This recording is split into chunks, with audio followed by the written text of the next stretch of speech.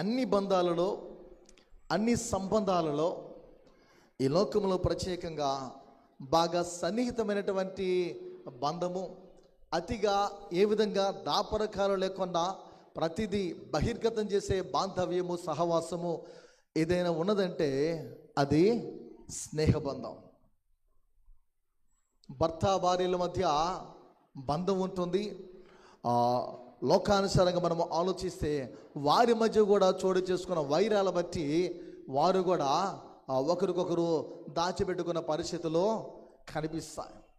ఇంకా అక్క చెల్లెండ్రులు, అన్నదమ్ములు, ఇలా లోకంలో ఉన్నటువంటి విషయాలు మనం చూస్తే బంధాలకు వచ్చి ఎన్నో ఉన్నాయి. కానీ స్నేహానికి ఉన్నటువంటి ప్రత్యేకత, ఫ్రెండ్షిప్ అనేది చాలా ప్రత్యేకమైనదని దేవుని వాక్యం హెచ్చరిస్తుంది. నిజమైనటువంటి స్నేహితుడు, ట్రూ ఫ్రెండ్ అనేవాడు ఎలా ఉంటాడంటే ఖచ్చితంగా ఉన్నది ఉన్నట్లు చెబుతాడు. నువ్వు తప్పు చేస్తే తప్పు అనే చెబుతాడు, నువ్వు మంచి చేస్తే మంచి అనే మాట్లాడతాడు. అందుకే జ్ఞాని అయిన సొలొమోను అంటాడు, నిజమైన స్నేహితుడు ఏం చేస్తాడంట, విడువక ప్రేమించినని మాట్లాడుతూ ఉంటాడు. పిల్లరా, ఆ ప్రేమ ఎల్లప్పుడూ అతడిలో ఉంటుందని మనం సొలొమోను ద్వారా కానీ తెలుసుకోవచ్చు. బైబిల్లో చాలా విషయాలు మనకి ఆ స్నేహితులను గూర్చి, ఫ్రెండ్స్ని గూర్చిన విషయాలు కనిపిస్తున్నాయి. నిజమైన స్నేహం ఉన్నది ఉన్నట్టుగా ఎప్పుడు కూడా బహిర్గతం చేస్తూ చెబుతూ ఉంటుంది. ఇక నిజమైన మిత్రుడు ఉంటే, నిజమైన మిత్రురాలు నీకు ఉంటే ఏది చేసినా వారు కరాఖండిగా నిక్కచ్చిగానే చెబుతారు. నువ్వేమనుకుంటావని కూడా వారు ఆలోచించరు. ఒకటి, నీవు బాగుండాలి అనే కోరుకునేవారు, నిన్ను ప్రేమించేవారు, నీ పట్ల తన యొక్క అభిమానాన్ని వ్యక్తీకరించేవారు ఉన్నది ఉన్నట్లు మాట్లాడతాడు. పగవాడట ఏం చేస్తాడంట, లెక్కలేనని ముద్దులు పెడతాడంట. మేలుకూరువాడు ఏం చేస్తాడంట, గాయాలు తెలియక కలుగు చేస్తాడని దేవుని వాక్యం హెచ్చరిస్తుంది. పిల్లారా, దేవుడు ముందుగానే తెలియజేస్తున్నాను, నేను మీతో స్నేహం చేయాలని ఆశిస్తున్నాను, మీరు నాకు స్నేహితులై ఉండాలని, నేను మీకు స్నేహితుడిగా ఉండాలని ఆశ కలిగి ఉన్నానని సువార్తల్లో ప్రత్యేకంగా తన శిష్యులతో ఆయన సంబోధించిన మాటలు మనకి కనిపిస్తాయి. మీరు కేవలం శిష్యులే కాదు, నేను స్నేహితులుగా భావిస్తున్నాను, అందుకే నా చెంత ఉన్నది, నాలో ఉన్నది ఏది కూడా దాచుకోవాలని నేను ఆశించట్లేదు, ప్రతిదీ మీకు తెలియచేయాలని ఆయన ప్రత్యేకంగా సువార్తల్లో మాట్లాడడం మనకు కనిపిస్తుంది. వాస్తవానికి ఆయన వెంబడించిన శిష్యులు ఎంతమంది చెప్పండి? 12 మంది. టోటల్ నెంబర్ నేను అడగట్లేదు. చాలామంది ఆయన వెంబడించారు. వారందరూ మరలా తిరిగి వెనుకకు వెళ్ళిపోయారు. ఆ 12 మంది శిష్యులు పిల్లరా ఏమైనా సంబోధించేవారంటే ఆయన్ని బోధకుడా అని సంబోధించేవారు.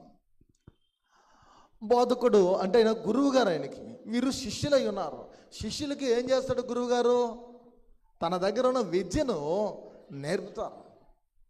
అంతా నేర్పితే నన్ను మించిన వారుగా వీరు తయారవుతారని ఏ గురువు గారు అని ఏం చేస్తారు, శిష్యుడికి ఏదో ఒక ప్రత్యేకత నేర్పకుండా ఏం చేస్తారు, వారిలో దాచిపెట్టుకుంటారు. అందుకే ఎవరి యొద్దైనా సరే శిష్యుడు గెలవచ్చే కానీ గురువు చెంత నెగ్గలేడని అంటూ ఉంటారు. పిల్లరా, గమనించిన యెడల యేసుక్రీస్తు వారు అలా లేరు, అన్ని వారికైనా నేర్పారు. ఒక విధంగా చెప్పుకోవాలంటే యేసుక్రీస్తు వారి కంటే శిష్యులు బహుగా ప్రపంచమంతా తిరిగారు. వారు లోకానే తల్లక్రిందులుగా చేస్తారు. ఆనాటి కాలంలో యేసుక్రీస్తు యొక్క పరిచర్య కాలంలో ఆయన జెరూసలేము లేదా పాలస్తీనా దేశం ఆనాటి కాలంలో సరౌండింగ్లో తప్ప ఆయన ఇంకెక్కడికి కూడా ఏ దేశానికి వెళ్ళిపోలేదు. ఆయన చుట్టుప్రక్కల కాలినడకల ఆయా గ్రామాలు, ఆయా స్థలాలైనా తిరుగుతూ సువార్తను లేదా తండ్రి చిత్తాన్ని నెరవేర్చడానికి పరిచర్యనైనా చేయడము జరిగింది. శిష్యులకు సమస్తమైన తెలియచేసి ఉన్నారని మనం గమనించాలి. యాకోబు రాసిన పత్రిక 2వ అధ్యాయంలో పిల్లరా మనం చదువుకున్న మాట చూస్తే అబ్రహామును ఆయన స్నేహితుడిగా సంబోధించే మాటలు మనకి 23వ వచనంలో కనిపిస్తూ ఉంది. గమనించిన ఆయన శిష్యులతో పిల్లలు అంటున్న మాటలు, మీరు నాకంటే గొప్ప కార్యాలు చేస్తారు, మీరు నాకంటే గొప్ప కార్యాలు చేస్తారు. నేను చేస్తున్నాను ఏవైతే చూస్తున్నా మీరు వీటికంటే మిక్కిలి గొప్ప కార్యాలు మీరు చేయుదురని యేసుస్వామి తెలియచేసి ఉన్నారు. ప్రియ దేవుని బిడ్డలారా, ఈ దినము మనం చదువుకున్న ఈ 2 భాగాల్లో పాత నిబంధన విభాగంలో ఆదికాండము 18వ అధ్యాయంలో వ్రాయబడిన వృత్తాంతమును మెదుటి ఉంచాలని ఆశపడుచున్నాను. పాత నిబంధన గ్రంథములో పిల్లరా ఇరువురు భక్తులను 2 భక్తులు మాత్రమే ఆయన నాకు స్నేహితులు, నా మిత్రులు అని సంబోధించడము, ఆయన ప్రస్తావించడం, ఆయన నోట నుండి వచించడం అనేది కనిపిస్తుంది. ఇరువురినైనా ప్రత్యేకంగా తెలియజేస్తున్నారు. అందులో ఒకరు అబ్రహాము, రెండవది మోషే. అబ్రహాములు లేదా అబ్రహాము మోషేలను ఇరువురిని కూడా స్నేహితులుగా ఆయన భావించారు. మోషేను గురించి పెద్దగా మనకు ప్రస్తావించబడదు, కానీ ఒక పర్యాయం మాత్రమే కనిపిస్తుంది. కానీ అబ్రహామును గురించి బైబిల్ మనం పఠిస్తే ఇటు క్రొత్త నిబంధన మరియు పాత నిబంధన విభాగాలు మనం చూస్తే 3 పర్యాయములు అబ్రహామును గురించి ఇతడు నా స్నేహితుడు, ఇతడు నా మిత్రుడు అని సంబోధించడము కనిపిస్తుంది. పిల్లరా, ఆయనకు మనం ఎలా స్నేహితులం అవుతాం? ఎలా మన జీవితంలో ఈ స్నేహము, ఈ ఫ్రెండ్షిప్ అనేది ఏదైతే ఉందో, ఈ స్నేహంలో ఉన్నటువంటి విలువలు ఎలా మనం గుర్తించగలము, ఎలా మనం తెలుసుకొనగలము? ప్రియమైన దేవుని సంగమా, గమనిద్దాం. ఎవరితో నీ స్నేహము? ఎవరితో నీ స్నేహము? లోకముతోనా లేదా దేవునితోనా? దేవునితో లేదా లోకముతో? నీ స్నేహం ఎవరితో? లోకంలో పలు విధాలుగా కనిపిస్తూ ఉంటాయి పిల్లరా స్నేహాలు. లాస్ట్ ఇయర్ చెప్పాను, ఒక వృద్ధుడు చిన్న పిల్లలతో కూడా స్నేహాన్ని చేస్తారు. ఒక మిడిల్ ఏజ్లో ఉన్నవాళ్ళు వాళ్ళకంటే వయసులో పెద్దవారితో స్నేహాన్ని చేస్తారు. ఇలా స్నేహం అనేది అన్ని కాలాల్లో, అన్ని సందర్భాల్లో, అనేకమైన రీతిలో మనం ఆలోచిస్తే వివిధ వయసుల వారి స్నేహాన్ని పిల్లరా కొనసాగిస్తూ ఉన్నారు లోకంలో. కానీ పిల్లరా, అతి ప్రాముఖ్యమైనది, ప్రత్యేకమైనది ఏంటంటే నీ స్నేహము ఎవరితో? ఎవరితో నీవు స్నేహిస్తున్నావు? ఎవరి చిలిమని నీవు ఆశిస్తున్నావు? ఎవరితో నీ యొక్క సహవాసం లేదా నీ యొక్క సంబంధాన్ని ఒక పొత్తుగా కొనసాగిస్తున్నావు? అంటే అతిగా ఎవరితో సంభాషిస్తున్నావు? నీలో ఉన్నటువంటి పాపాలు, నీలో ఉన్నటువంటి అపరాధాలు, నీలో ఉన్నటువంటివి తప్పులు ఎవరితో నీవు చెప్పుకుంటున్నావు? ఈ విషయాలు మనం ఆలోచించాలి. అబ్రహాము, దేవుడు పిల్లరా అబ్రహాముతో అంటున్నాడు, అతడు నా స్నేహితుడని ఆయన సంబోధిస్తున్నాడు. అబ్రహాముని స్నేహితుడిగా భావించడానికి అబ్రహాం చేసిన పనులేంటి? ఒక మనుష్యునికి, ఒక నరుణ్ణి ఇతడు నా స్నేహితుడు అని ఎందుకు అంటున్నాడు ఆయన? అతడు యథార్థవంతుడు యోబుని గురించి సాక్ష్యం ఇస్తున్నాడు. అబ్రహాము నా స్నేహితుడు అంటున్నాడు. ఇలా కొంతమంది వ్యక్తుల గురించి ఆయన సాక్ష్యం ఇస్తూ ఉన్నాడు. ఇక్కడ మనకు అవసరమైనది అబ్రహాముని గురించి మనం చూస్తే ఎందుకు అలా అన్నారు ఆయన? అబ్రహాం వలె మనము కూడా యేసుక్రీస్తుకు లేదా దేవదేవునికి స్నేహితులుగా, మిత్రులుగా మనం ఉండాలంటే, ఆయన మనకు మిత్రుడై ఉండాలంటే, ఆయన మనకు స్నేహితుడై ఉండాలంటే మనం ఏం చేయాలి? ఎలా ఉంటే దేవునికి మనం మన జీవితంలో పిల్లరా ఇష్టలుగా, స్నేహితులుగా ఉండగలమో ఆలోచిద్దాం. పిల్లరా, పరిశుద్ధ ఈ బైబిల్ గ్రంథంలో మనం చూస్తే నీచమైనటువంటి అంటే చెడిపోయినటువంటి భక్తులు ఉన్నారు, భక్తి కలిగిన మనుషులు. మంచిగా ఉంటూ దేవుని కలిగి కడ వరకు నమ్మకమైన జీవితాన్ని కలిగి ఉన్న భక్తులు కూడా పాత నిబంధన గ్రంథంలో ఎంతోమంది ఉన్నారు. అలా క్రొత్త నిబంధన గ్రంథములు కూడా కనిపిస్తున్నారు. అంటే ఇప్పుడు చేర్చుకొచ్చామండి, ఇంక్లూడింగ్ నాతో సహా నేను చెప్తున్నాను. ఈ డయాస్ మీద, ఆల్టర్ మీద దేవుని మాటలు బోధిస్తున్న నేను కూడా, మనందరం ఈ దినం కూర్చున్నాం, పరిశుద్ధ ఆరాధనలో పాలు బొమ్మలు పొంది ఉన్నాం. ఇందులో దేవునికి ఇష్టలు ఉన్నారు, అయిష్టలు ఉన్నారు. భక్తి కలిగినటువంటి మంచి భక్తిని కొనసాగించేవారు ఉన్నారు, నటిస్తూ నమ్మకార్థమైన భక్తిని కొనసాగించే వాళ్ళు పిల్లరా ఒక పరిసయ్యుల వలె శాస్త్రుల వలె జీవించిన వారు లేకపోలేదు. కానీ ఎవరికి వాళ్ళు ఏమనుకుంటామంటే నా భక్తి బాగుంది, నేను యథార్థంగా ఉన్నాను అని అనుకుంటారు స్వనీతి పరులు. అక్కడితో పోకుండా మరికొంతమంది ఎలా ఎలా అనుకుంటారంటే తమలో తాము, నన్ను మించిన వారు ఎవరు, నాకంటే లోకంలో మనం చాలా మాట్లాడతాం, నాకంటే గొప్పవారా అంటే ఇలా కంపారిజన్ మనం చేసుకుంటూ ఉంటాం, ఎదుటి వారితో పోల్చుకుంటూ ఉంటాం, పాపాల విషయంలో పోల్చుకుంటాం, అతిశయించే విషయంలో, గర్వించే విషయంలో పోల్చుకుంటాం. ఇలా ఎన్నో విషయాలు మనల్ని మనం ఏం చేస్తాం, పోల్చుకుంటాం. నేటి ఈ తరములో ఎక్కువగా ఒకరితో ఒకరు పోల్చుకోవడాలు అనేవి కనిపిస్తున్నాయి. కానీ దేవుడు అంటున్నాడు, అబ్రహాము నా స్నేహితుడు. ఈ దినాల్లో పిల్లల అందరం కూడా ఈ టెక్నాలజీ అతిగా ఉండడం వల్ల, దేవుడిచ్చిన జ్ఞానము మానవునికి అంతు చెక్కలేని జ్ఞానాన్ని దేవుడు అనుగ్రహించడం వల్ల ప్రతిదీ ఎవరికేమి మనం దగ్గరికి వెళ్ళవసరంలే, వాడిని విష్ చేయలేని మొబైల్లోనే చేసేస్తున్నా. రకరకాల యాప్లు పలు విధాలుగా మనిషి తన యొక్క ఆలోచనలు, తన భావోద్వేగాలను, తన యొక్క లోపల ఉన్నటువంటి ప్రతిదీ కూడా తన చెంత ఉన్న ఆ చిన్నపాటి ఆ మొబైల్ ఏదైతే ఉందో దానిలోనే తెలియజేసేస్తున్నారు. ఒకప్పుడున్న ప్రేమలు, ఒకప్పటి అనురాగాలు, ఒకప్పుడు ఉన్నటువంటి అభిమానాలన్నీ చాలా దూరం అయిపోయినాయి. గమనించిన ఎలా దేవుడు ఎందుకు అతన్ని స్నేహితుడు అంటున్నాడు? పాత నిబంధనలు ఎంతోమంది మంచి భక్తులు ఉన్నారు, చెడిపోయిన భక్తి కలిగిన వారు ఉన్నారు. మచ్చుగా మనం ఆలోచిస్తే పిల్లరా, హేబేలు దేవునికి ఒక భక్తుడు. హేబేలు ఏమయ్యున్నాడు? ఒక భక్తుడు. హేబేలు తర్వాత ఆలోచిస్తే ఆది కాండంలో మనం అలా చూసుకుంటూ పోతే హానోకు ఒక భక్తుడిగా కనిపిస్తున్నాడు. ప్రత్యేకంగా ఈ ఆది కాండంలో మనం చూస్తే అనిపిస్తుంది పిల్లరా, హానోకు దేవునికి భక్తి కలిగిన వాడిగా, అతనికి ఇష్టడై ఉన్నాడు, దేవునితో నడిచాడు, అద్భుతమైనటువంటి అర్పణ సమర్పించాడు హేబేలు. దేవుని యొక్క నామాన్ని బట్టి ఆ దినముందు ప్రారంభంలోనే బలిపీఠాన్ని కట్టి అర్పణ అర్పించాడు, కయ్యను అర్పించాడు. కానీ ఒకరు లక్ష్య పెట్టబడ్డాడు. హానోకు తర్వాత మనం చూస్తే నోహకు కనిపిస్తూ ఉన్నాడు. నోహ జీవితం దేవునికి అద్భుతంగా అనిపించింది, నీతిమంతుడిగా ఉన్నాడు, దేవుడు చెప్పిన ప్రతి యావత్తు చేశాడు. వీరు మంచి భక్తి కలిగిన మనుష్యులు పిల్లలు. ఒక అబ్రహాము జీవితం కనిపిస్తుంది. ఇంకా 5వదిగా మనం గమనించింది ఎలా, అబ్రహాము తర్వాత ఇస్సాకు, యాకోబు, చివరికి వెళ్తే మనం యోసేపు కనిపిస్తాడు. సంపూర్ణంగా అబ్రహాము నుండి ప్రారంభించబడిన వీరి జీవితాల గురించి మనం యోచిస్తే భూగర్భములో ఆశీర్వదింపబడిన జనాంగం ఏదైనా ఉంది అని అంటే ఇజ్రాయిల్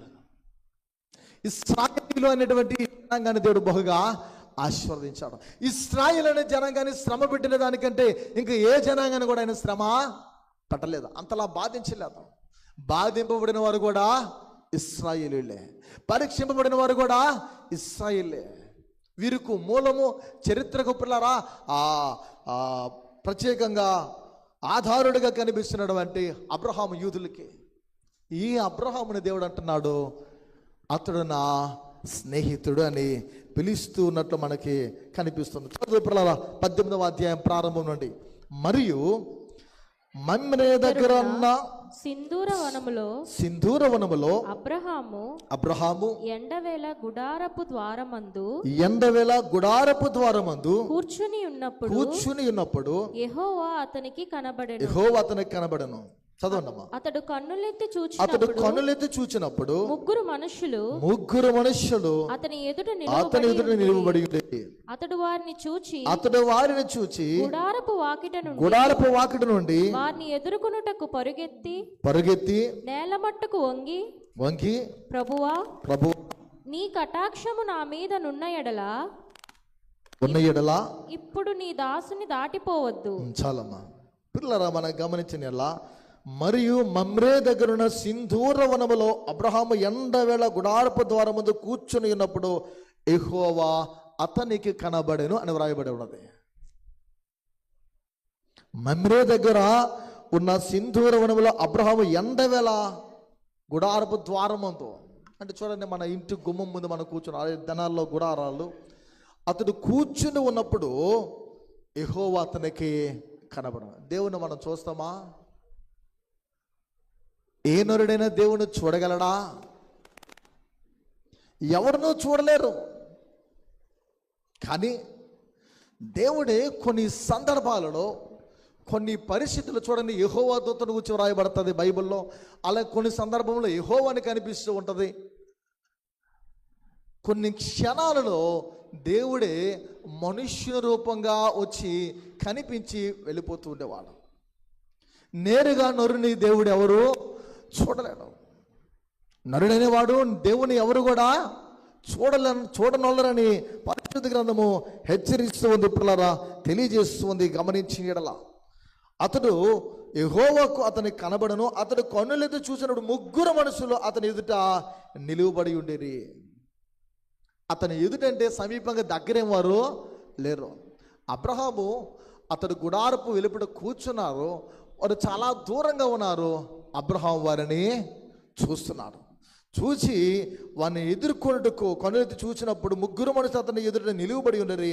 అతడు వారిని చూసి గుడారపు వాకిడి నుండి వారిని ఎదుర్కొంటకు పరుగెత్తి నేల మట్టుకు వంగి అని వ్రాయబడి ఉన్నది. పిల్లరా, ఈ మాటలు మనం ఆలోచించాలి.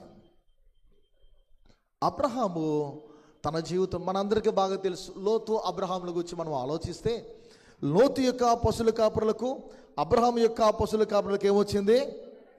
తగాదా వచ్చినప్పుడు చోటు చేసుకున్న పరిస్థితులు మనకి దేవుని యొక్క లేఖనాల్లో వ్రాయబడుతూ ఉన్నాయి. పిల్లరా, మనకి 13వ అధ్యాయంలో కనిపిస్తుంది. లోతు పచ్చిక బయలుతో నింపబడిన ఆ సుధమ అనే లేదా సుధమ గుమర ప్రాంతాలను ఎన్నుకుంటే, అబ్రహాం మాత్రం ఆ ఇసుక తెన్నులు ఎడారితో కూడిన మమ్రే ప్రాంతాన్ని, అంటే దేవుని వైపు చూస్తూ తన బ్రతుకులో దేవునిపై ఆధారపడి ఉన్నాడు. అతను నివాసము చేసిన ప్రాంతం అదే. ఇక్కడ 12వ అధ్యాయంలో తన పిలుపును అందుకున్న అబ్రాము బయలుదేరి తన జీవితంలో ఈ 18వ అధ్యాయంకి వచ్చేసరికి మమ్రే ప్రాంతంలో ఎక్కడ ఉన్నాడు. గుడారాలు వేసుకుంటూ, ప్రారంభం నుండి మనం చూస్తే ఎక్కడ నీళ్లు ఉంటే అక్కడ గుడారాలు వేసుకుని నివాసము చేసేవాళ్ళం. మానవునికి నీళ్లు చాలా అవసరం. బ్రతుకుకు, జీవనానికి నీళ్లు చాలా ఆధారం. ఆత్మీయంగా కూడా వాక్యమైన నీళ్లు లేకపోతే నరుడు తన యొక్క బ్రతుకులో ప్రభువులో నిలవలేడు, జీవించలేడు. అబ్రహాం ఇతడు చేస్తున్నది ఏంటంటే, ముగ్గురు మనుషులు అతను ఎదుట నిలవబడి ఉన్నప్పుడు అతడు ఏం చేస్తున్నాడో రాయబడుతుంది. పిల్లరా, ఇక్కడ మనం గమనించవలసింది ఆ 3వ వచనం ద్వారా మనం చూస్తే, ప్రభువా నీ కటాక్షము నా మీద ఉన్న ఎడల ఇప్పుడు నీ దాసుని దాటిపోవద్దు. అంటే అబ్రహాము దేవునితో గడపడానికి, దేవునితో సహవసించడానికి ఇష్టపడిన వాడిగా కనిపిస్తున్నాడు. మొదటి ఇతని గురించి మనం ఆలోచిస్తే, అంత మాత్రమే కాక అబ్రహాము గుర్తుపడుతున్నాడు. దూరంగా ఉన్న వారిని ఏం చేస్తున్నాడు? గుర్తుపెట్టాడు. అబ్రహాము గుర్తించినట్లు కనిపిస్తుంది. ప్రియా దేవుని సంగమా, వాక్యము కూడా తెలియజేస్తున్నది ఏంటంటే, వాక్య సంబంధాన్ని కలిగిన వారు లేదా దేవునితో సహవసించేవారు గుర్తుపడతారు దేవుణ్ణి. ఇప్పుడు నీ మిత్రుడు, నీ మిత్రురాళ్ళు నీతో సహవసించి కొన్నేళ్ళు స్నేహం చేసి చాలా సుదూర ప్రాంతం వెళ్ళిపోయారు. వారు ఎప్పుడో వచ్చారు, గుర్తుపడతాం లేదా? చెప్పాలా? గుర్తుపడతాం. త్వరగా వారు వస్తున్నప్పుడు వారికన్నా ముందు మనం పరిగెత్తుకుని వెళ్ళి మనం ఆలింగనం చేసుకుంటాం, కౌగలించుకుంటాం. అబ్రహాం ఏం చేస్తున్నాడంటే గుర్తుపెట్టాడు. అక్కడ వ్రాయబడిన మాట 2వ వచనం కంటిన్యూ చూస్తే, అక్కడ అతడు వారిని చూచి, ఆ 2వ వచనం కంటిన్యూ చూస్తే, అతడు వారిని చూచి గుడారపు వాకిడి వారిని ఎదుర్కొంటకు పరుగెత్తి నేల మట్టుకు వంగి యెహోవా అతనికి కనబడెను. గుర్తుపట్టాలి. మనం గుర్తిస్తున్నామా? ఇది దైవ కార్యమా కాదా? ఇది దేవుని పైన కాదా? నువ్వు దేవునితో ఆ స్నేహ బంధములో ఉంటే లేదా ఆయన సహవాసంలో నీవు ఉంటే తప్పకుండా గుర్తించగలవు. అదే లోక స్నేహాన్ని కలిగి ఉంటే, అదే యాకోబులో రాస్తూ ఉంటాడు, ఈ లోక స్నేహము వైరమని మీరు ఎరుగరా. లోక స్నేహాన్ని నీవు కలిగి ఉంటే, లోక సంబంధులతో నీ యొక్క జీవితము పెనవేయబడి ఉంటే, వారిలో నీ జీవితాన్ని నీవు కొనసాగిస్తే దేవుని నీవు గుర్తించలేవు, దైవ కార్యాలు గుర్తించలేవు. నీ కంటికి ప్రతిదీ కూడా ఎలా ఉంటుందంటే, దైవ కార్యాలన్నీ కూడా నీ దృష్టికి యావగింపుగానే, అంటే నచ్చని విధముగానే నీకు అనిపిస్తాయి. అబ్రహాము గుర్తుపడుతున్నాడు. నేటి కాలంలో, నేటి తరములో, ఈ 2025వ సంవత్సరంలో జీవిస్తున్న మనము వాక్యముతో నీవు సహవాసాన్ని కలిగి ఉంటే, రోజు అనుదిన వాక్యాన్ని చదివి ప్రార్థించిన వానిగా దేవునితో నీవు ఉంటే, నీ ప్రార్థనలో అద్భుతంగా వాక్యాలు వెలువడతాయి. అంత మాత్రమే కాక దేవుని నీవు గుర్తించగలవు, ఆయన స్నేహాన్ని గుర్తించగలవు. ఆయన రాత్రి వేళలో నీతో ముచ్చటించడానికి ఒక స్నేహితుడు ఏం ఆశిస్తాడు? తన ఫ్రెండ్తో మాట్లాడాలనే ఆశిస్తాడు. ఇప్పుడు చూడండి, అందరం చాట్ చేసుకుంటామా? హాయ్, హౌ ఆర్ యూ, ఇలా చాట్ చేసుకుంటాం అందరం ఎక్కడో ఉన్న వాళ్ళతో. దేవుడు అంటే ఒకప్పుడు ఇలా ఉండేది కదా. ఏం చేసేవాళ్ళు? లెటర్స్ రాసుకునేవారు, లేదా ఫ్రెండ్స్ దగ్గరికి వెళ్ళి కబుర్లు చెప్పుకునేవారు. జీవితాలకు వచ్చి, జీవిత ఆశయాలకు వచ్చి, భవిష్యత్తులకు వచ్చి వారు ఏం చేయాలో ఇలాంటి విషయాలు చర్చించుకునేవారు, సంభాషించుకునేవారు. ఇప్పుడు పలకరింపులు ప్రతిదీ కూడా అంతా ఆన్లైన్ అయిపోయింది. జస్ట్ నువ్వు బటన్ ప్రెస్ చేస్తే, నీ టచ్ చేస్తే, ఒకప్పుడు బటన్ చేసేవాళ్ళం, ఇప్పుడు టచ్ చేస్తే వెళ్ళిపోతున్నా. కీప్యాడ్ మొబైల్ ఉన్నప్పుడు ఏం చేసేవాళ్ళం? బటన్స్ ప్రెస్ చేసేవాళ్ళం. పిల్లరా గమనించిన మన ఆలోచనలు, మన ఉద్దేశాలు అలా వ్యక్తీకరిస్తూ ఉన్నాం. స్నేహితులతో స్నేహితుడు మాట్లాడడానికి ఇష్టపడతాడు. వారికి బోరుగా ఉంటుంది ఇంట్లో ఉంటే. తన స్నేహితుడి దగ్గరికి, తన మిత్రురాల దగ్గరికి ఎప్పుడు వెళ్దామని ఆశిస్తూ ఉంటారు. వృద్ధాప్యంలో ఉన్నవారు సహితం చూడండి, పార్కులంటూ కూర్చొని మాట్లాడుకుంటూ ఉంటారు. ఎందుకు? అదో సహవాసం. అలానే నిన్ను నిర్మించిన దేవుడు, నిన్ను సృజించిన దేవుడు, నిన్ను ఉద్భవింపజేసిన దేవుడు, నీ స్నేహాన్ని ఆశిస్తున్న దేవుడు నీతో ముచ్చటించడానికి, నీతో స్నేహించడానికి, ఆయన మాట్లాడడానికి నీ చెంతకు వస్తున్నప్పుడు, నీకు అవకాశం ఇస్తున్నప్పుడు నీవు సంభాషిస్తున్నావా? నువ్వు మాట్లాడుతున్నావా? ప్రార్థిస్తున్నావా? బైబిల్ లేఖనాలు నువ్వు పఠిస్తున్నావా? ధ్యానిస్తున్నావా? ఇది చాలా అవసరము ప్రియ దేవుని సంఘమా. ఆవిడ అంటున్నాడు పిల్లల 3వ వచనంలో గమనించినట్లా, ప్రభువా నీ కటాక్షము నా మీద ఉండేడలా ఇప్పుడు నీ దాసుని దాటిపోవద్దు. గుర్తుపట్టిన మనుష్యుడు ఏమంటున్నాడంటే, ప్రభు నీ కటాక్షము నా మీద ఉండేడలా ఇప్పుడు నీ దాసుని దాటిపోవద్దు.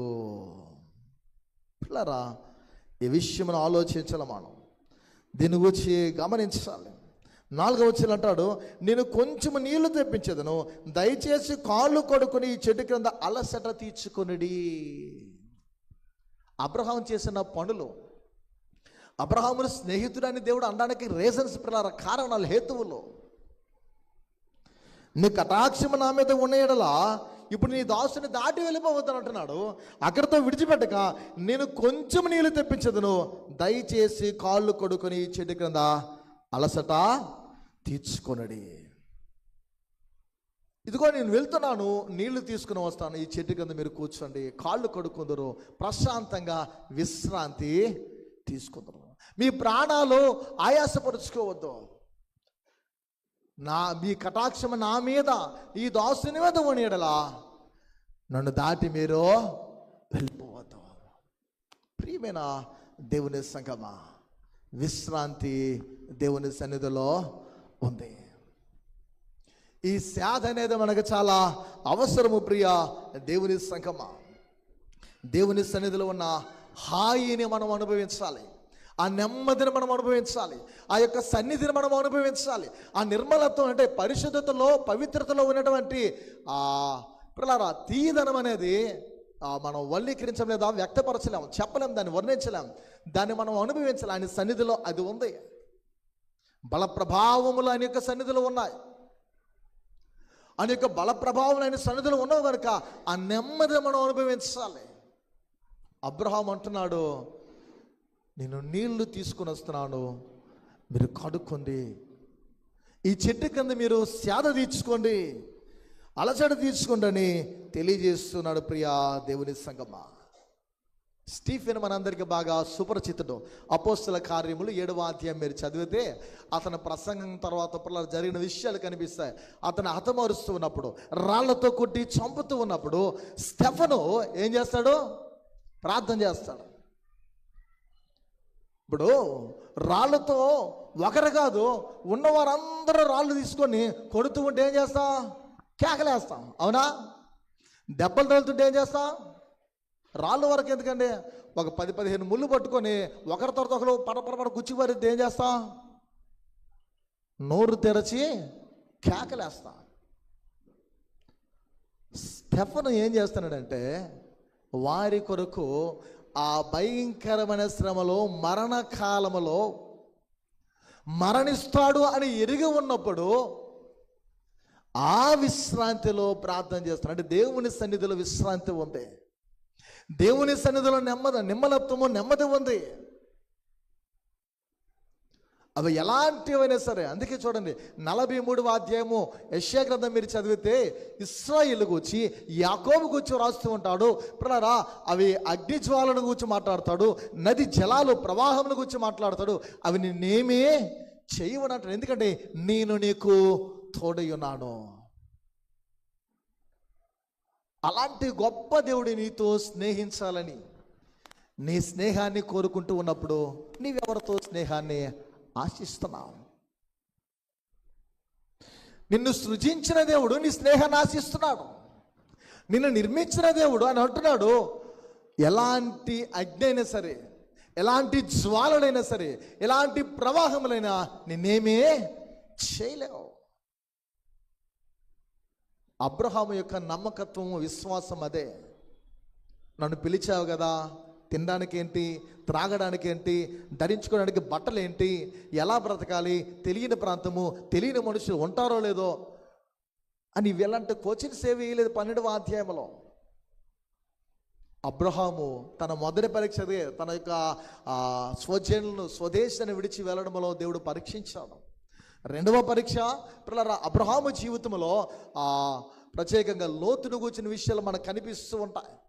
ధనము విషయంలో, లోతు నివాసము చేస్తున్న ఆ ప్రాంతంలో ఉన్నటువంటి మనుష్యుల యొక్క ఆస్తిపాస్తులు చెరగొని రాజును సైతం ఇచ్చేస్తూ ఉన్నప్పుడు ధన విషయంలో పరీక్ష పడతారు. 3వదిగా చూస్తే అబ్రహాము జీవితంలో తన కుమారుని అర్పించే విషయంలో, బలిగా సమర్పించే విషయంలో దేవుడు పరీక్షించిన తర్వాత కుమారుని గురించి ఎప్పుడైతే అంటాడు, నీవు ప్రేమించి ఇస్సాకును బలిగా ఇవ్వని అంటాడో, ఆ అధ్యాయంలో రాయబడిన మాటలు మనం చూస్తే, అబ్రహామా అబ్రహామా ఆగో, నీవు నీ కుమారుడు నాకు ఈటుకు అర్పించుటకు వెనుక తీయలేదు కనుక నీవు భయపడేవాడు అని, దేవుని ఎలా భయభక్తులు గలవాడు అని నేను ఎరుగుదని అంటాను. 50 సంవత్సరాలు పట్టింది నీవు భయభక్తులు కలిగిన మనుష్యుడురా అని దేవుడు చెప్పడానికి.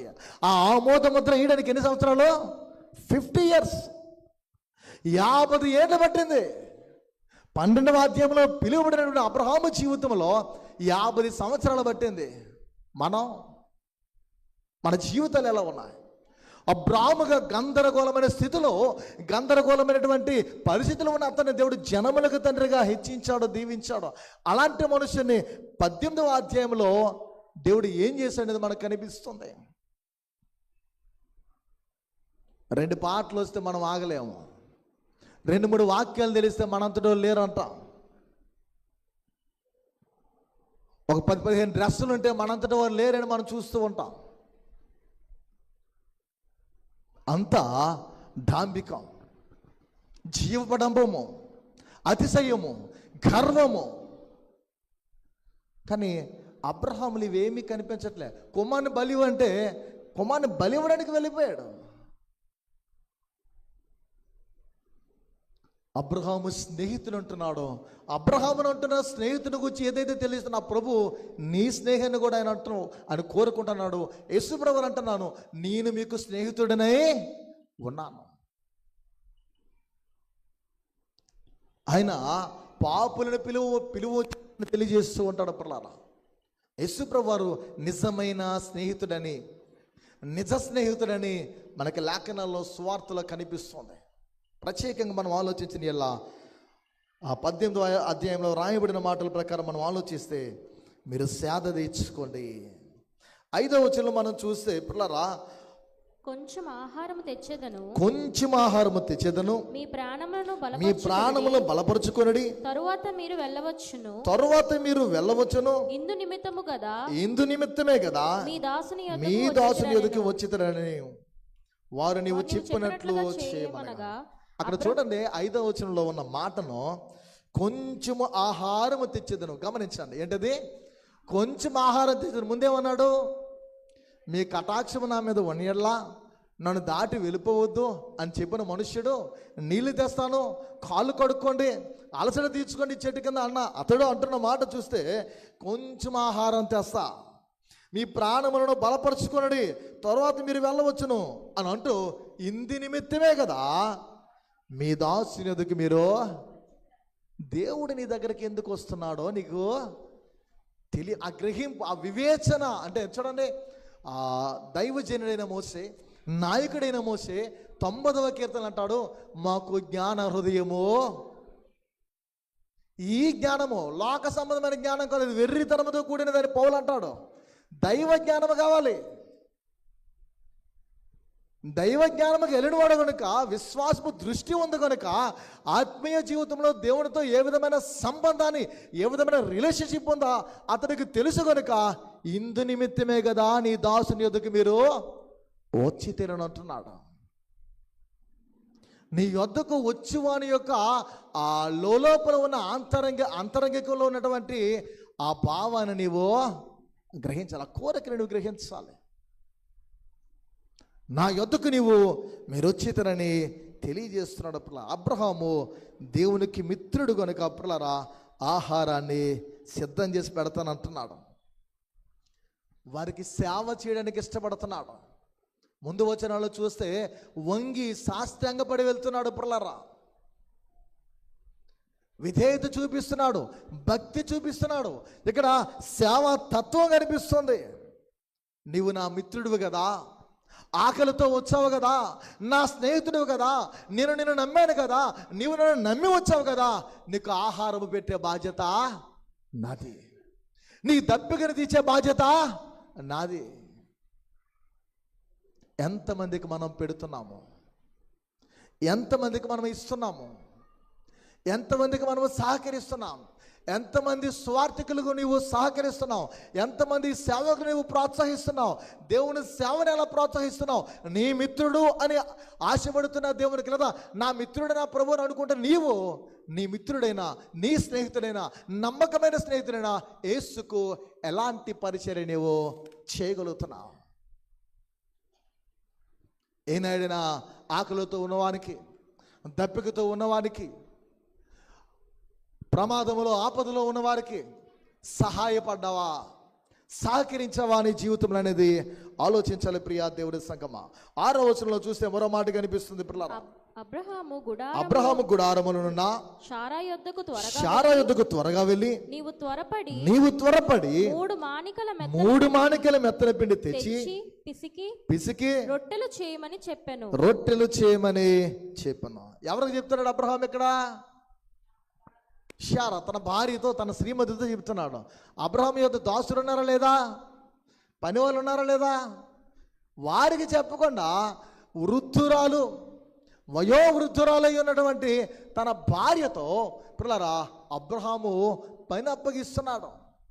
ఏమనంటున్నాడనంటే పిల్లరా, అబ్రహాము గుడారములోనున్న శారా యొద్దకు త్వరగా వెళ్ళి నీవు త్వరపడి 3 మాణికల మెత్తని పిండి అని రాశాడు. పిల్లరా మెత్తని పిండి పిసికి రొట్టెలు చేయమని చెప్పాను. పిల్లరా ఈ విషయం మనం ఆలోచించాలి. నువ్వు దేవునికి స్నేహితుడవైతే అబ్రహాం వలె, నీవు దేవునికి మిత్రుడవైతే, ఆయన యొక్క ఫెలోషిప్లో, ఆయన సహవాసంలో ఉన్నవాడవైతే, నీ ఇంట్లో ఉన్నవారిని కూడా ఆయన సహవాసంలోనికి నువ్వు నడిపిస్తావు. వారిని పరిచయస్తులుగా చేస్తావు, పరిచయం చేస్తావు. అబ్రహామును నాతో పోలని అనట్లే, తన భార్యను కూడా, తన యొక్క సతీమైనటువంటి పిల్లరా శారాను కూడా ఇందులో ఇన్వాల్వ్ చేస్తున్నాడు. తన భార్యకి అప్పగిస్తున్న పని ఏంటంటే మెత్తని పిండిని పిసికి రొట్టెలో చేయమని చెప్తున్నాడు. ప్రియా దేవుని బిడ్డలారా, దేవుని చెంతకు లేదా ఆయన చెంతకు నడిపిస్తున్న విధము కనిపిస్తుంది. ఎలా మనం ఉన్నాం, ఏం చేయగలుగుతున్నాం? నేను వెళ్తే ప్రార్థన చాలు, నువ్వు వంట వండుకుని ఉండిపోయిన వాళ్ళు ఉన్నారు. మీరు వద్దులండి, ఇంటి దగ్గర మీరు ఉండండి, నేను వెళ్తా చర్చ్కి, అయ్యా ప్రార్థన నేను వెళ్తానే వాళ్ళు లేకపోలేదు. బుధవారం మన చర్చిలో ఏం జరుగుతుందో చెప్తారా కొంచెం? తెలుగు బ్యాప్టిస్ట్ చర్చిలే కదా మీరు? తెలుగు బ్యాప్టిస్ట్ చర్చి శ్రీకాకుళమే కదా మీది? తెలుగు బ్యాప్టిస్ట్ చర్చే కదా మీది? శ్రీకాకుళం వాళ్ళే కదా మీరు? బుధవారం చర్చిలో ఏం జరుగుతుంది? మీకు బొట్లు పెట్టి అనౌన్స్మెంట్ చేసి రిపీటెడ్గా మెసేజ్ గ్రూప్లో పెట్టి రండి రండి పిల్లలా, మీకు ఫోన్స్ చేయాలా? యాక్చువల్లీ ఫ్రంట్ ఒక బోర్డు ఉండాలి, ఏ ఏ దినాన్న ఏ ఏ కార్యక్రమాలు జరుగుతాయని. ఆ కార్యక్రమాలకి రావాలి. ఆదివారం వస్తే మొక్కుబడి క్రైస్తవులు, నామకార్థ క్రైస్తవులుగా ఉండిపోతాం మనం. ప్రతి ఆరాధనలో పాలు పంపులు పొందాలి. ముఖ్యంగా యువజనంలో, యూత్లో ఉన్న వాళ్ళందరూ కూడా బైబిల్ స్టడీకి వస్తేనే మీకు బైబిల్లో ఉన్న వాక్యమో అంటే వాక్యం అనేటువంటి జ్ఞానం వస్తుంది. వాక్య జ్ఞానం మనకు రావాలంటే బైబిల్ అధ్యయన ఇప్పుడు చెప్తున్న ఈ బోధ శైలి వేరు. అంటే ఆదివారము ప్రసంగాలు వేరు, బైబిల్ అధ్యయన తరగతి అంటే బైబిల్ స్టడీలో చెబుతున్నటువంటి టీచింగ్ వేరు. ఎంతమంది మనం వస్తున్నాం? ఎందుకు రాలేకపోతున్నాం? యేసు ప్రభు రేపు వచ్చి నేను అడుగుతాడు, నన్ను అడుగుతాడు, నువ్వు వెళ్ళావా, చెప్పావా?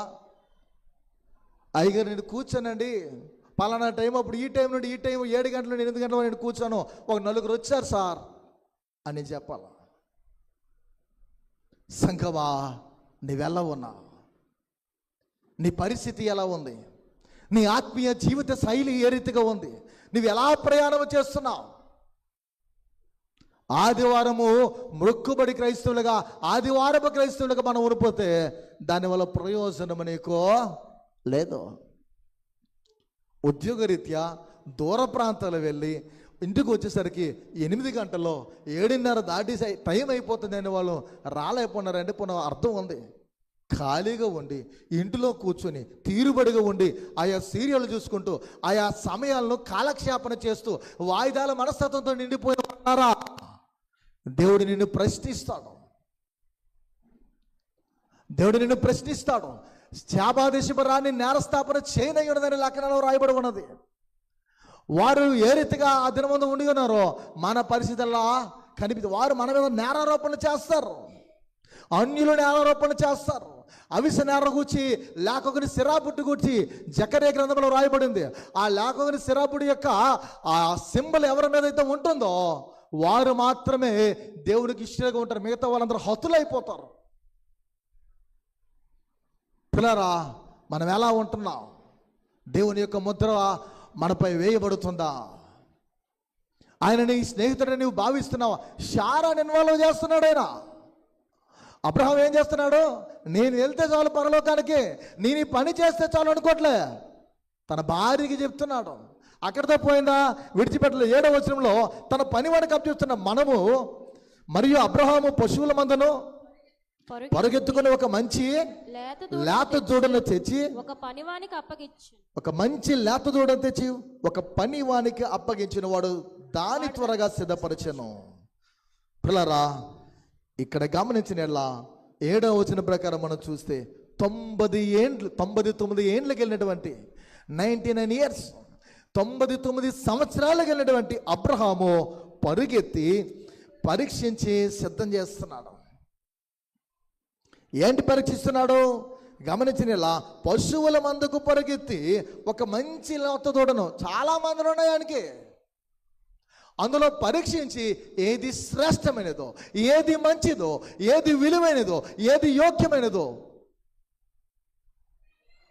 దీనికి జబ్బు ఉందేమో, ఇది రోగముతో ఉందేమో, ఇది బలహీనతలో ఉందేమో, దీనికి ఏమైనా అంగవైకల్యం ఉందేమో, ఇవన్నీ చూస్తూ ఒక శ్రేష్టమైనటువంటిది, ఒక మంచిది ప్రారా అతడు పరీక్షించి ఏం చేస్తున్నాడంట, దాన్ని ఎంచి తన మిత్రుడైన దేవునికి అబ్రహాము సమర్పించడానికి పిల్లరా దాన్ని వండించి సిద్ధం చేయడానికి ఇష్టపడుతున్నాం. దేవునికి ఏం కావాలి? శ్రేష్టమైనది మనం ఇవ్వాలి. మనం ఏం చేస్తాం? మనం వాడి అంత అయిపోయిన తర్వాత దేవునికి ఇవ్వాలని ఆశపడతాం. నాకు తెలిసిన ఒక దైవ సేవకుడు ఉన్నాడు, పెద్ద ఆయన, బాగా వయసులో. చెప్పబోవడం ఏముంది, విశాఖపట్నంలో ఒక పెద్ద చర్చిలో చేసాడండి సేవకుడిగా. ఆయన ఒకరోజు సాక్ష్యం చెబితే ఎలా అన్నాడంటే, ఆయన వాడి అంత అయిపోయిన తర్వాత, అయ్యగారు ఇది వాడుకోండి అని నాకు ఒక చతక్ స్కూటర్ నాకు అప్పుడు ఇచ్చారండి అని చెప్పాడు ఆయన. ఆయన ఆ మాట చెబితే మరలా అన్నాడు, వాడేసుకున్నవి, పాడైపోయినటువంటివి, వెలకట్టలేనటువంటి, అంత వాల్యూ లేనటువంటివి దేవునికి, దేవుని పరిచర్యకు, సేవకులకు లేదా దేవునికి అర్పించవచ్చా, ఇవ్వచ్చా? యవన ప్రాయం అంతా అయిపోయిన తర్వాత, తల నెరిసిపోయిన తర్వాత, వృద్ధాప్యంలో బలమంతా పోయిన తర్వాత దేవుని సేవ నేను చేస్తానని నీ సేవ దేవుడు మెచ్చుతాడా? నీ సేవను దేవుడు అంగీకరిస్తాడా? దేవునికి శ్రేష్టమైన యవన కాలమో కావాలి. ఎప్పుడు నన్ను గురించి నేను చెప్పుకోలేదు, 18-19 సంవత్సరాలకి మిడిల్లో నాకు వివాహం అయిపోయింది. నా ఇంటర్ అయిపోయిన తర్వాత ఇటు డిగ్రీ థియాలజికల్ ఎడ్యుకేషన్ చేస్తూ ఇప్పుడు అలా గమనించిన ఎలా అప్పటి నుండి నేను సేవా పరిచర్యలో ఉన్నాను. 2009లో సబ్బవరణ చేస్తాను. 2006లో ట్రైనింగ్ పీరియడ్లో ఉండేటప్పుడు ఈస్ట్ గోదావరి ఏరియాలో ప్రాక్టికల్గా ఒక చర్చిలో చేస్తూ, ఆ చర్చ్ కంప్లీట్గా నేను ఎన్ని సంవత్సరాలు ట్రైనింగ్ పొందిన అక్కడ అన్ని సంవత్సరాల వరకు కోరుకున్నాను. అది మొదలు నేటి వరకు ఒకే సంఘంలో స్థిరంగా లేని నేను ఉన్నాను. 3 సంవత్సరాలు 4 సంవత్సరాలు వెళ్ళిపోవడమే, పాలిస్ కొట్టుకొని మాటలు విండుకొని నేను అక్కడ లేను. కాపర్ అంటే కాపరిగానే ఉండాలి.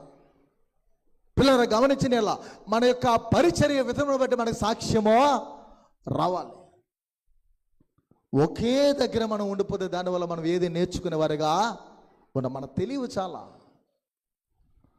మనం చాలా తెలుసుకోవాలంటే పిల్లరా అన్నిటికీ మూలము బైబిలు, పరిశుద్ధ గ్రంథము. అబ్రహాం ఏం చేస్తున్నాడు ఇక్కడ? 12వ అధ్యాయంలో ప్రయాణమై 18వ అధ్యాయంకి వచ్చేసరికి పిల్లరా మమ్మిర ప్రాంతంలో ఉంటున్న అతని జీవితంలో దేవుని యెహోవాను అతడు గుర్తుపట్టాడు. వస్తున్న వారికి ఆతిథ్యం ఇవ్వాలని ఆశ కలిగి ఉన్నాడు. ఏ రాత్రి వేళ వచ్చినా మీరు భోజనం చేసి పరుడుతున్న సమయంలో, నిద్రపోతున్న సమయంలో నీ మిత్రురాలు వస్తే ఏం చేస్తా? వంట చేయవా? అబ్రహాం అలాగే ఎండ వేళలో పిల్లరా పరుగెత్తుకొని 99 సంవత్సరాలలో పరుగెత్తుకుని వెళ్ళి, అంతమంది పని వాళ్ళు ఉన్నా పరుగెత్తుకుని వెళ్ళి పరీక్షించి పిల్లల మందల్లో ఉన్న ఒక ప్రత్యేకమైన శ్రేష్టమైనది వధించాడు. గమనిస్తున్నవా? నీ జీవితంలో నీ బ్రతుకంతా బలము పోయిన తర్వాత దేవుని కొరకు పరిచర్య చేస్తానని వస్తున్నవేమో. అబ్రహాము శ్రేష్టమైన ఒక బలిని అర్పిస్తున్నప్పుడు పిల్లరా మన జీవితంలో శ్రేష్టమైనది దేవుడికి ఇచ్చేవారుగా ఉంటుంది. నీ జీవితాన్ని, నీ సమయాన్ని చూడండి, విలువైన సమయం ఉంటుంది. పాస్ గారు మరి యవ్వనస్తులు శ్రేష్టమైన దేవుడికి అర్పించాలి వారి జీవితాన్ని అని అంటే, మరి వృద్ధులు మేమేం చేయాలంటే, మీకు దేవుడు అద్భుతమైన సమయాన్ని ఇచ్చాడు, అద్భుతమైన కాలాన్ని ఇచ్చాడు. ఈ అద్భుతమైన సమయంలో విలువైన సమయం ఉంటుంది. అందులో ఆ విలువైన సమయాన్ని దేవునికి ఇస్తున్నావా? జీవితాంతం ఎప్పుడు స్త్రీల సమాజంకి వెళ్ళిన వాళ్ళు అంత అయిపోయిన తర్వాత వెళ్ళడానికి ప్రయత్నిస్తారు. చాలా సంఘాల్లో యువజన ఫెలోషిప్, యూత్ ఫెలోషిప్కి, యువజన సమాజానికి చాలామంది ఎప్పుడు వెళ్ళిన వాళ్ళు క్రిస్మస్కి ఇలాంటి ఫెస్టివల్ సమయంలో కనిపిస్తూ ఉంటారు. ఇది కాదు కదా దేవుడు కోరుకున్నది. అన్ని కాలములో అన్ని సందర్భములో నీవు నా మిత్రుడిగా ఉండాలి, నేను నీ స్నేహితుడై ఉంటాను, నా కొరకు నీవు వాడబడాలి. ఒక పిరికివాడైనటువంటి గిద్యోను దేవుడు వాడుకున్నాడు బలాఢ్యుడిగా. యోసేపును ఒంటరిగా ఆమె వేసినప్పటికీ ఒంటరివాడైనా సరే దేవుని కృపను బట్టి, దేవుని మహదైశ్వర్యం బట్టి వర్ధిల్లాడు. ఆయన పాపులకు స్నేహితుడిగా ఉన్నాడు. లేఖనాల్లో కనిపిస్తుంది. ఆయన ఎవరికి స్నేహితుడిగా ఉన్నాడు? పాపులకు స్నేహితుడిగా ఉన్నాడని ఆయనే చెప్పి ఉన్నాడు. పిల్లరా, ఆ శ్రేష్టమైన సమయాన్ని మనం ఇవ్వాలి. శ్రేష్టమైన జీవితాలు మనము ఆయనకి సమర్పించాలి. పిల్లరా, 9వ వచనంలో మనం గమనించిన చివరికి కొన్ని విషయాలు చెప్పి ముగించుకుందాం. పిల్లరా, వారు అతనితో నీ భార్య అయిన శారా ఎక్కడున్నదని అడుగగా అతడు అదిగో గుడారములు ఉన్నదని చెప్పాను. నీ భార్య అయిన శారా ఎక్కడా అని ప్రశ్నిస్తున్నారు.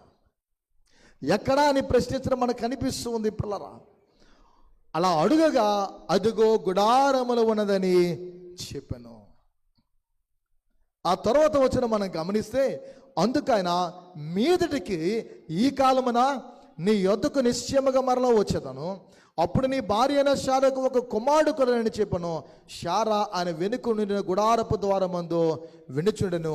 అబ్రహామును శారాయును బహుకాలము గడిచిన వృద్ధులై ఉండేరి. స్త్రీ ధర్మము శారాకు నిలిచిపోయిన గనుక శారా నేను బలము ఉడిగిన దానైన తర్వాత నాకు సుఖము కలుగనా, నా యజమానుడు వృద్ధుడై ఉన్నాడు కదా అని తనలో నవ్వుకొనెను. నీ భార్య అయిన శారా ఎక్కడైనా ప్రశ్నిస్తూ రాబోయే కాలానికి ఏం జరుగుతుందనే విషయాలు తెలియజేస్తున్నాడు. పిల్లారా, ఈ మాటలు మనం గమనించాలి.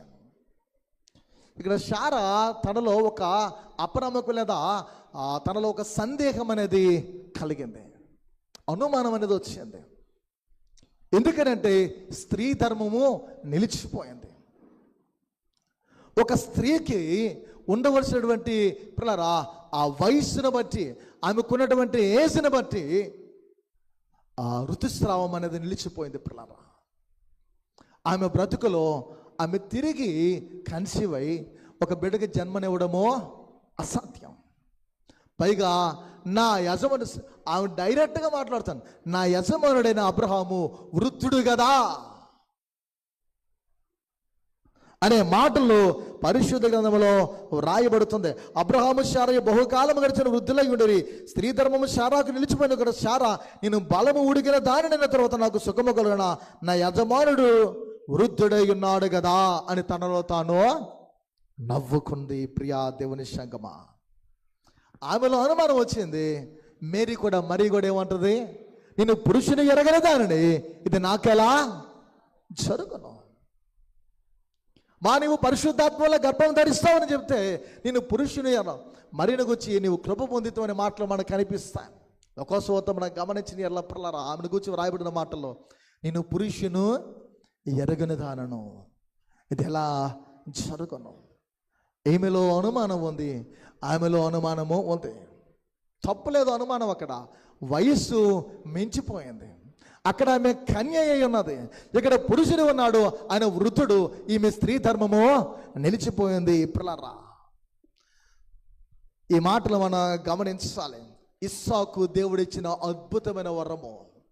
యేసుక్రీస్తు మనందరి కొరకు ఈ లోకంలోకి వచ్చినటువంటి దేవుడిచ్చిన అద్భుతమైన బహుమానం, ఒక గిఫ్ట్. పిల్లరా, ఒక ఉన్నతమైనటువంటి వరము. శారా గర్భం దాల్చి ఒక కుమారునికి జన్మనివ్వడం అనేది వండర్, అద్భుతం. మరియు పిల్లరా, గర్భాన్ని దాల్చడం ఒక అద్భుతం. ఇస్సాకు ద్వారా ఈ లోకంలోనికి 12 గోత్రాలు వచ్చాయి. ఇస్సాకు పుట్టకపోతే ఏం జరిగేది? అప్పుడు ఒక కుమారుడు ఉన్నాడు. ఎవరు చెప్పాలా? హాగరు వల్ల కుమారుడు జన్మించాడు. ఎవరు అతడు? ఇస్మాయేలీలు ప్రపంచమంతా ఉండేవాళ్ళు, ఇజ్రాయేలీలు ఉండేవాళ్ళు కాదు. స్త్రీ ధర్మము నిలిచిపోయిన తర్వాత ఒక అద్భుతాన్ని దేవుడు చేశాడు. శారా అబ్రహాము శారాలకు దేవుడు ఇస్సాకునిచ్చాడు. ఇస్సాకు ద్వారా ఇప్పుడు దేవుడు చేసిన కార్యం ఏంటంటే 12 గోత్రాలు ఈ భూమి మీదకి రావడం జరిగింది. కారణం, అబ్రహాము నా స్నేహితుడు, అబ్రహాము నా స్నేహితుడు పిల్లరా. యేసుక్రీస్తు ఆయన కోసము ఒక రాజ్యాన్ని స్థాపించాడు. తండ్రి చిత్తాన్ని నెరవేర్చడానికి ఈ లోకంలో రాజ్యాన్ని స్థాపించాడు. ఇస్సాకు ద్వారా 12 గోత్రాలు వచ్చి ఈ మాటలు వింటున్న నీవు నేను మనం ఎలా స్నేహాన్ని కలిగి ఉంటున్నాం పిల్లరా. అక్కడ రాయబడిన మరో మాట మనం చూస్తే 14వ వచనంలో ఈ రీతిగా కనిపిస్తుంది. చదువుదాం పిల్లరా. చదవండి అమ్మా. యెహోవాకు అసాధ్యమైనది ఏదైనా ఉన్నదా? మీదటికి ఈ కాలము నిర్ణయ కాలము నీ యొద్దకు తిరిగి వచ్చేదను. అప్పుడు శారాకు కుమారుడు కలుగనెనను. శారా భయపడి నేను నవ్వలేదని చెప్పగా.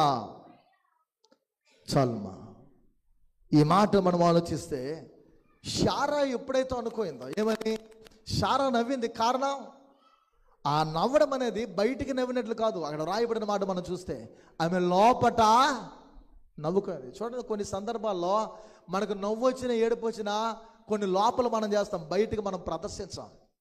ఆమె లోపల నవ్వుకుంది. లోపల ఉన్నటువంటి విషయాలు ఎరిగిన వారు ఎవరు? నిన్ను సృజించిన వాడే, నిన్ను నిర్మించిన వాడే. అది ఎరిగిన ఆయన రోషం వచ్చింది దేవునికి. చూడండి, ఎవరైనా మనం సేమ్ చేస్తే, ఎవరైనా నువ్వు ఇది చేయలేవు అనేటట్లు మనం మాట్లాడితే ఏమొస్తుంది? కోపం వస్తుంది పిల్లరా, ఉక్రోషం అనేది వస్తుంది. రౌద్రముతో దేవుడు అంటున్న మాట మనం గమనిస్తే యెహోవాకు అసాధ్యమైనది ఏదైనా ఉన్నదా మనకి కనిపిస్తుంది. శారా మాటలకు అనుమానానికి ఆయనకి రౌద్రం వచ్చింది పిల్లరా. కోపముతో శారాకు కుమారుడు కలుడని ఎవరితో అన్నాడు? అక్కడ శారాతో చెప్పాడు. ఆయన ఎవరితో చెప్తున్నాడు? ఆమె గుడారంలో ఉంది. అబ్రహాము ముఖాన్ని చూసినప్పుడు దేవుడు అంటున్నాడు, అతను ముఖం చూసినప్పుడు కనికరం దేవునికి పుట్టింది. ఏం పుట్టింది? కనికరం. రౌద్ర రూపం దాల్చిన కోపంతో ఉన్న దేవుడు తన కనికరాన్ని ఏం చేస్తున్నాడు? ఆయన అవుతున్నాడు, నీకు కుమారుడు కలుగునని. నీ ఇంట్లో ఒక్కరు దైవభక్తి కలిగి, అంటే దేవుని ఎడల భయభక్తులు కలిగి ఆయన స్నేహములు ఉంటూ ఆయన కొరకు జీవించేవారై ఉంటే నీ ద్వారా దేవుడు గొప్ప కార్యాలు నీ ఇంటిలో నీ బిడ్డల జీవితంలో చేస్తాడు. దేవుడు అమోఘమైన కార్యాలు చేస్తాడు. నీవు దేవుడికి మిత్రులై ఉండాలి. శారా అనుమానించిన సందర్భమున దేవుడు చేసిన పని ఏంటంటే అబ్రహాము ముఖం చూసిన కనికరం అనేది కలిగింది. పిల్లరా, మనకి 16వ అధ్యాయంలో మనం చూస్తే, అదే అధ్యాయంలో దానికి ముందు రాయబడిన మాటలు మనం చూస్తే పిల్లలు 23 నుండి 32 వచనాలు మీరు ఇంటికి వెళ్ళి చదివితే లోతును కూర్చో వృత్తాంతం కనిపిస్తుంది. ఆ ప్రాంతాన్ని దేవుడు అగ్నిగంధములతో నాశనం చేస్తానని తెలియజేసినప్పుడు, ప్రభు అక్కడ నీతిమంతులు 50 మంది ఉంటే నువ్వు కనికరాన్ని చూపిస్తావా? 30 మంది ఉంటే చూపిస్తావా? ఇలా అబ్రహాం మాట్లాడతాడు. 10 మంది ఉంటే చూపిస్తామని అంటాడు. పిల్లరా, 10 మంది ఉన్న నేను దేవుడు ఒక్కడు నన్ను విడిచిపెడతానంటే మాటలు మనకు రాయబడుతూ ఉంటాయి. పిల్లరా, అబ్రహాం మొర ఆలకించి దేవుడు ఆ ప్రాంతమును మనం గమనించిన లోతుని ఎలా తప్పించడం మనకు కనిపిస్తుంది. ఇంకా మీరు చూస్తే పిల్లరా, నిర్గమాకాండం 32వ అధ్యాయంలో 4 నుండి 11 వచనాలు మీరు చూస్తే సీనాయి పర్వతం మీద మోషే దిగు వస్తున్న సందర్భంలో జరిగిన విషయాలు కనిపిస్తాయి. అతడు దేవుని యొక్క సన్నిధిని అనుభవించి 40 రాత్రింబగల్లో వస్తుంటే వీళ్ళు ఏం చేస్తారు? ఒక దూడం చేసుకొని కోపాన్ని రౌద్రాన్ని ఆయనకి తెప్పించినప్పుడు మోసే 11వ వచనంలో ప్రార్థన చేస్తారు. మోసే ముఖాన్ని చూసి కనికరంగా దేవుడు వారిని హతమార్చడం. కారణం ఏంటో తెలుసా? మోసే కూడా ఆయనకి స్నేహితుడై ఉన్నాడు. నీవు ఆయనకి మిత్రుడు అయితే నీవు ఆయనలో ఆ దేశాన్ని, ఆ ఊరిని, ఆ ప్రాంతాన్ని బాగు చేస్తానంటాడు, స్వస్థపరుస్తానంటాడు. కనికరమ గల దేవుడు నమ్మకంగా మనము ఆయనతో స్నేహాన్ని చేసేవారుగా, భయభక్తులు కలిగి జీవించేవారుగా ఉంటే మన కుటుంబాన్ని రక్షిస్తాడు. అంటే నీ ఒక్కడవే రక్షింపబడి నీ ఒక్కడవే ఆయనతో స్నేహాన్ని కలిగి ఉంటే ఇంట్లో వాళ్ళందరూ రక్షింపబడతారనేది కాదు నా బాధ, నా యొక్క బోధ. నీ ప్రార్థన, నీ జీవితము వారు మార్పు చెందడానికి ఉపయోగపడుతుంది, దోహదపడుతుంది. నీ జీవన శైలి వారి మాదిరిగా ఉండగలుగుతుంది. నీ ప్రార్థన బట్టి వారు మారుతారు, వారందరూ రక్షింపబడతారు. పిల్లారా, అందుకే నీ జీవితంలో, నీ జీవిత అనుభవాలు లేదా నీ ప్రయాణంలో చేరవచ్చిన మనందరి జీవితంలో పిల్లారా, లేఖనాల్లో వ్రాయబడి ఉన్న ప్రకారంగా ఆయన ఎడల ఆయన సహవాసంలో వాక్యంలో మనం ఎదిగేవారుగా ఉంటే తప్పకుండా దేవుడు అబ్రహాముని స్నేహితుడిని పిలిచినట్లు తన జీవితంలో కార్యాలు చేసినట్లు మనలో చేస్తాడు. ఈ సందేశంలో దేవుడు తెలియజేసిన మాటలు పరిశుద్ధాత్మ ద్వారా మన ద్వారా తెలియజేస్తున్నవి, ఆయన బయలుపరిచిన వెంటనే మనం ఆలోచిస్తే పిల్లరా, మొదటిగా ఆయన అబ్రహాము గుర్తించాడు దేవుణ్ణి. గుర్తించిన అబ్రహాము అలా ఉండిపోలేదు. అతడు సాష్టాంగపడుతూ ఆతిథ్యం ఇవ్వడానికి త్వరపడ్డాడు. తన కార్యాన్ని చేశాడు. పిల్లరా, మిత్రుడు అని, స్నేహితుడని ఎందుకు దేవుడు సంబోధించాడంటే అబ్రహాము యొక్క జీవితము కనిపిస్తుంది. అబ్రహాము యొద్ద అంతమంది పనివారు ఉన్న అతని స్వభావము దైవికంగా మనం చూస్తే దేవునికి అంగీకారమైనదిగా ఉన్నది. అలాంటి బ్రతుకు మనలో ఉంటే ఆయన నీకు మంచి స్నేహితుడిగా, నిజమైన స్నేహితుడిగా ఉంటాడు. దేవుని వాక్యములు మనము ఎదుగుతూ మన కుటుంబస్తులు నడిపించేవారిగా నిన్ను కూడా గొప్ప సాధనంగా వాడుకుంటాడు. అలా అబ్రహాము వలె మన కుటుంబాలను, మన బిడ్డలను, మన సంఘాన్ని ఆశీర్వదించి ఆత్మ సంబంధమైన బిడ్డలను మనము కనేవారిగా దేవుడు మనల్ని నిలబెట్టడానికి రండి, తలలో ఉంచుకుందాం, ప్రార్థిద్దాం. దేవుడి మాటలు దీవించును గాక. ఆమేన్. ప్రార్థన చేద్దాం పిల్లరా.